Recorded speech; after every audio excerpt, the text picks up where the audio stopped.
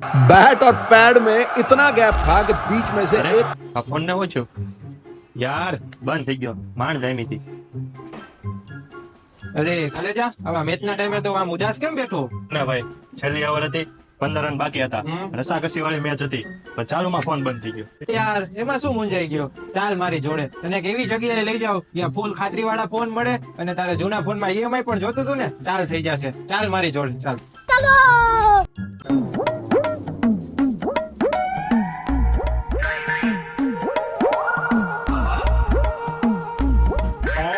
એમાં જો આ ફોન તો તમારી આગળથી લઈ ગયો તો આમાં તો એક નંબર મજા આવે. હવે આવો જ જોરદાર ફોન મારા ભાઈબંધ ને બતાવો. ઈ જરાક મેચ નો શોખીન હે, ઈ પ્રમાણે બતાવજો. રેટ તમે મારી જેમ આઈપીએલ ના શોખીન લાગો છો. કઈ વાંધો નહીં, તમને તમારો કોઈ પણ ડ્રીમ ફોન આપણા મોબાઈલ સ્ટેડિયમમાં મળી જશે.